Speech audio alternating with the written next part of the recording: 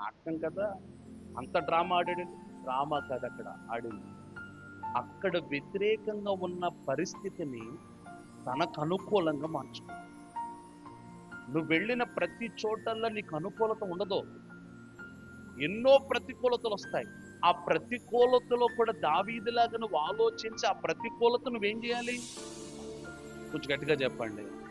అనుకూలంగా మార్చుకోవాలి. దానినే జ్ఞానం అని అంటారు. అంతేగాని ప్రతికూలత వచ్చింది కదా అని చెప్పేసి నువ్వు చేతులెత్తేయకూడదు. అబ్నేర్ని చంపమని దావీదు ఏమని చెప్పాడా? అరే బాబు, అలాంటి పని ఏం చేయకుండా మీరు అని వాళ్ళని ఎత్తి నోరు బాదుకున్నాడు, కానీ చంపేశారు వాళ్ళు.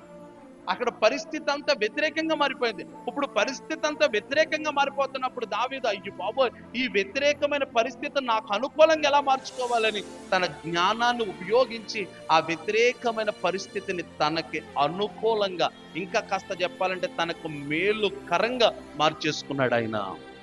హల్లెలూయా.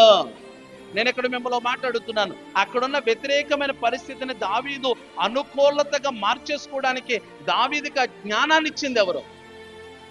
మాట్లాడతలేదు మీరు. ఆ జ్ఞానాన్ని ఇచ్చింది ఎవరు? అందుకే బైబిల్ సెలవిస్తున్న మాట యెహోవాయే. యెహోవాయే జ్ఞానం ఇచ్చేవాడు, తెలివి వివేచన ఆయన నోటి నుండి వచ్చును. నీకు నా దేవుడిచ్చింది ఏంటో తెలుసా? జ్ఞానం. తెలివిని ఉపయోగించకుండా నా జీవితంలో ఒక ఎదుగుదల లేదండి, నా జీవితంలో ఒక ఆశీర్వాదం లేదని ఎంతకాలం అదే మాట అంటావు నువ్వు. ప్రార్థన చేస్తే సరిపోదు, భక్తి చేస్తే సరిపోదు. భక్తి ప్రార్థనతో పాటు నీకు ఉండాల్సింది ఏంటో తెలుసా? అందుకే జ్ఞానాల గురించి నా దేవుడు యాకోబు పత్రికలో అన్నాడు, మీలో ఎవరికైనాను జ్ఞానము కొదువుగా ఉన్న ఎడలా నన్ను అడగండి, నేను మీకు ఏమిస్తానన్నాడు. నువ్వు జ్ఞానంగా ఆలోచించాలి. అటువంటి జ్ఞానాన్ని దేవుడు మనందరికి ఇచ్చును గాక. ఈ రాత్రి నా దేవుడిని అడగాల్సిన మాట ఏంటో తెలుసా? వ్యతిరేకమైన పరిస్థితులను నాకు అనుకూలతగా మార్చగలిగే జ్ఞానాన్ని నాకు దయచేయను. నీ జీవితంలో పరిస్థితులన్నీ ఎప్పుడు అనుకూలంగా ఉంటాయి అని అనుకో. జీవితంలో ఎన్నో ఎదురు దెబ్బలు తగులుతాయి.